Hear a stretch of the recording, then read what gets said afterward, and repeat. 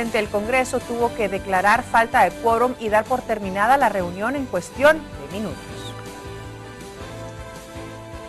Bueno, y el Tribunal Tercero de Sentencia programó la audiencia de apertura a juicio contra los acusados de ser responsables de los destrozos provocados por motoristas en una competencia el pasado 15 de julio. Esto, recuerda, se llevó a cabo en el Teatro Nacional Miguel Ángel Asturias. Los querellantes se opusieron porque los daños al bien nacional, dicen, no han sido reparados.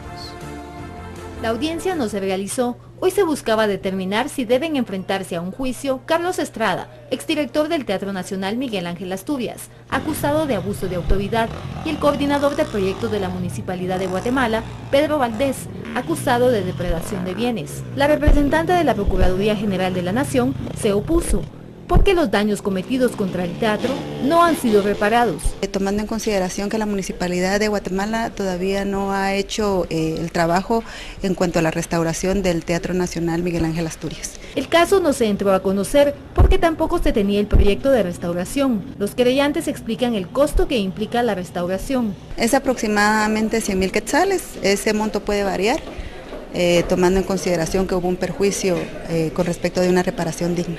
El Ministerio Público solicitará que el juicio contra los acusados se realice bajo procedimiento abreviado y aún se está por determinar si el monto que tengan que resarcir pueda ser mayor a los 100,000 quetzales.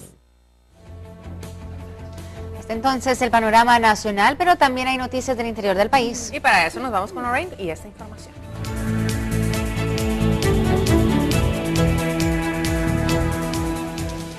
Y de esta manera continuamos con el recorrido departamental y ponemos en pantalla la portada de El Quetzalteco.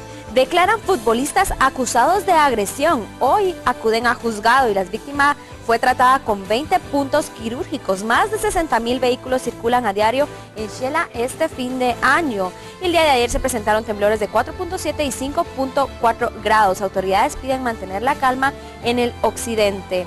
Esa y más información la pueden encontrar en El Quetzalteco.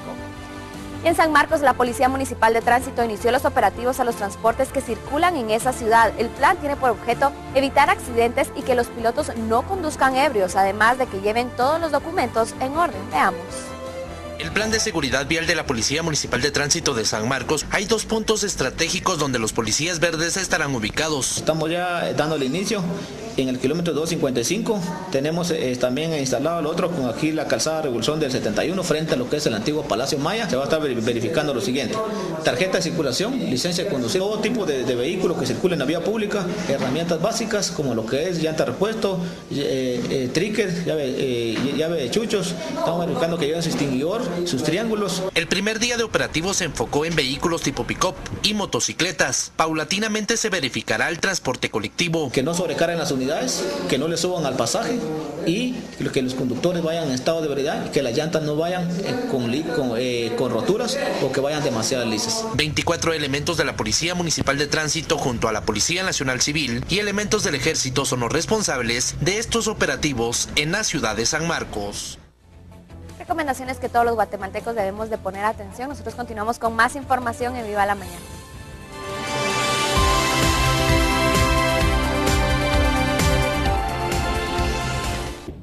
Bueno, ahí tenemos entonces el panorama del país. A continuación abrimos ya nuevamente las páginas internacionales. Vamos a ver lo que está sucediendo en estos momentos en tiempo real.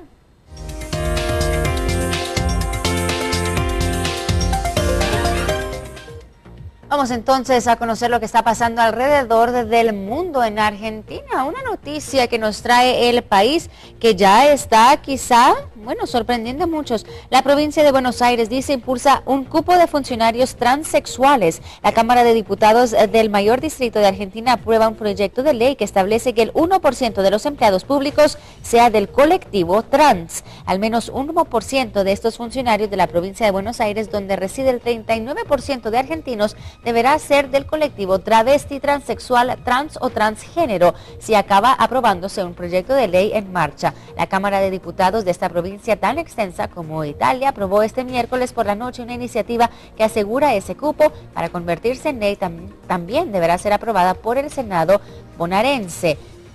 Es parte de lo que nos informa El País en una interesante movida en esta apertura que tiene la provincia de Buenos Aires, porque dice que si la Cámara de Diputados del Mayor Distrito de Argentina aprueba un proyecto de ley que establece que el 1% de los empleados públicos sean del colectivo trans. Ahí lo tiene y podría ser que se convierta en ley. Debe ser aprobada, dicen, por el Senado bonaerense, pero todo dice que podría esto convertirse en una ley en Argentina, en la provincia de Buenos Aires. Vamos a seguir conociendo qué más está pasando en el mundo y para ello nos vamos con Alejandro. Bravia 4K con Motion Flow.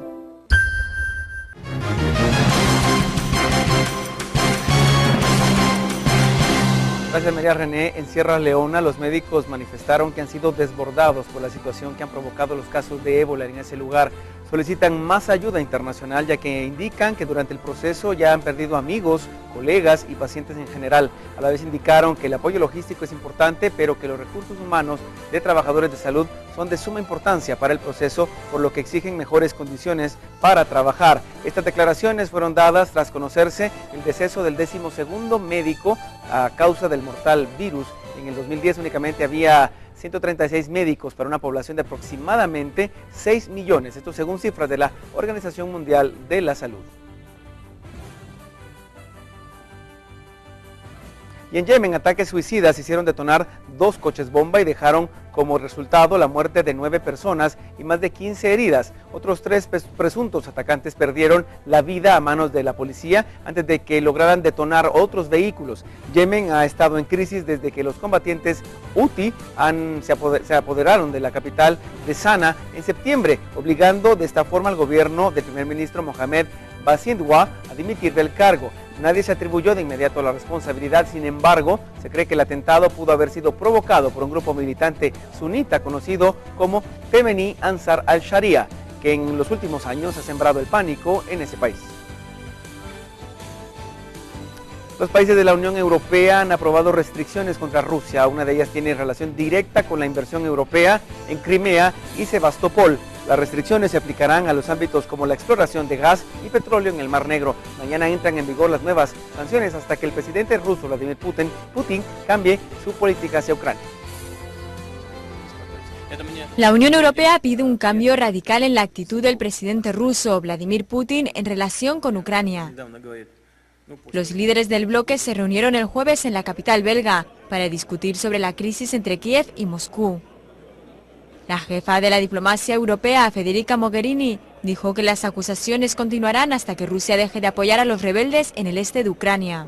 Una acusación que Moscú niega rotundamente. Normalmente no pienso que lo que es malo para alguien puede ser bueno para otra persona, pero es verdad que el presidente Putin y los dirigentes rusos deben reflexionar seriamente sobre la necesidad de introducir un cambio radical en su actitud hacia el resto del mundo y cambiar hacia un modo cooperativo. Creo que es muy necesario.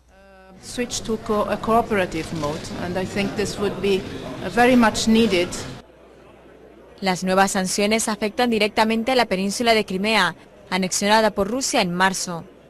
Las medidas prohíben todas las inversiones, así como el amarre de cruceros en los puertos de esta península. Por su parte, Moscú respondió diciendo que la Unión Europea necesita entender que Crimea es parte inalienable de Rusia. Desde el mundo en Viva la Mañana son las 7:04 ahora y continuamos con más. Bravia 4K con Motion Flow.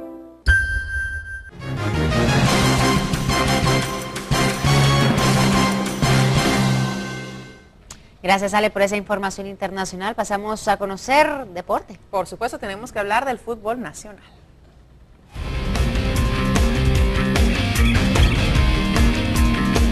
Por supuesto que hay más noticias del fútbol nacional y tenemos que destacar a la selección mayor de fútbol de nuestro país.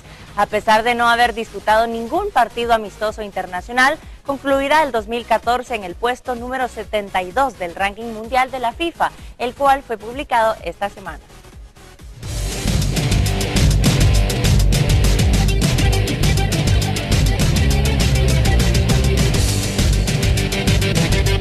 La selección Selección Nacional de Fútbol de nuestro país cerrará el 2014 en el puesto 72, según el último ranking del año publicado por la Federación Internacional de Fútbol asociado FIFA, correspondiente al mes de diciembre. Luego de la pasada Copa Centroamericana, donde la bicolor alcanzó el subcampeonato y de paso tuvo un ascenso interesante en el ranking, solamente descendió un puesto a pesar de no haber tenido un solo partido amistoso internacional. A nivel de la CONCACAF, Costa Rica sigue en el primer puesto, luego México y los Estados Unidos, Trinidad y Tobago, Panamá, Honduras y Guatemala en ese orden respectivamente.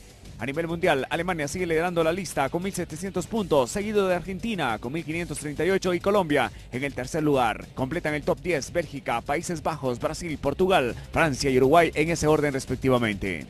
El uruguayo Carlos Washington Blanco podría dirigir al Deportivo Marquense luego de que la dirigencia despidiera al guatemalteco Francisco Melgar esta semana. Blanco ya estuvo en el equipo con la anterior junta directiva, trabajando con las fuerzas básicas, por lo cual ya conoce a varios jugadores que son la base del equipo. Serán las próximas horas cuando se defina la vinculación u otras carpetas, además de los posibles jugadores que podrían llegar o salir del equipo. El entrenador hondureño Nahum Espinosa ya trabaja con su nuevo equipo en Xelajú Camposeco, luego que fuera presentado a los medios y plantel de jugadores ahora en 2 sesiones de entrenamiento. Espinosa podría definir en los próximos días con qué jugadores se quedará y qué posiciones necesita en cuanto a los refuerzos. Esto fue lo más relevante del fútbol nacional. Para Viva la Mañana, Luis López.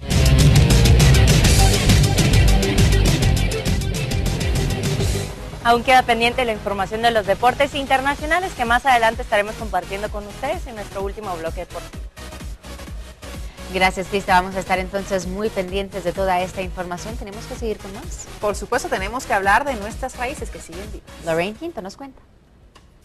Lo nuestro, todo aquello que nos hace sentir orgullosos como guatemaltecos. Y el día de hoy hablamos de la iglesia Nuestra Señora de Candelaria.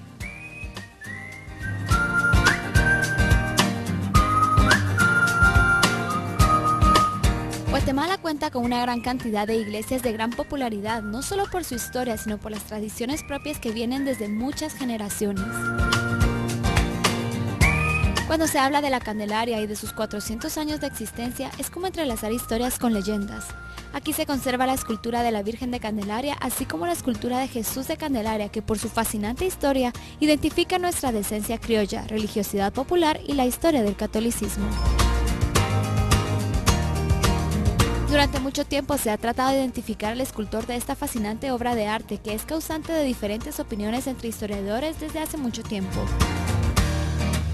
La teoría más reciente le da el crédito al escultor Juan de Chávez en el año de 1825, la cual es rápidamente rechazada por datos históricos provenientes de la época de la colonia.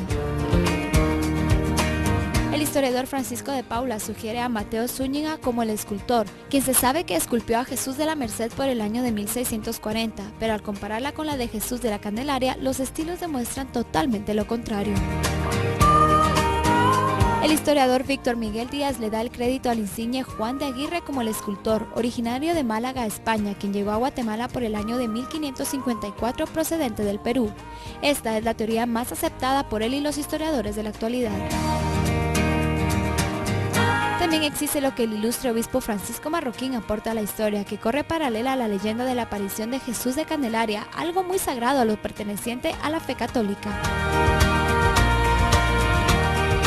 El obispo dijo que las manos de Juan Aguirre son las que realizaron magistralmente la imagen perfecta del Hijo de Dios.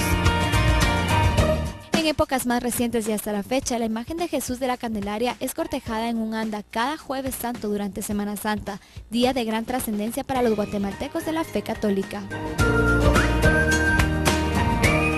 Finalmente, es fácil decir que en Guatemala los acontecimientos históricos y las historias de origen colonial adornadas con un catolicismo clásico están enraizadas en nuestra vasta y diversa cultura. Sin embargo, podemos mencionar que esta obra majestuosa arquitectónica es un gran orgullo para los guatemaltecos.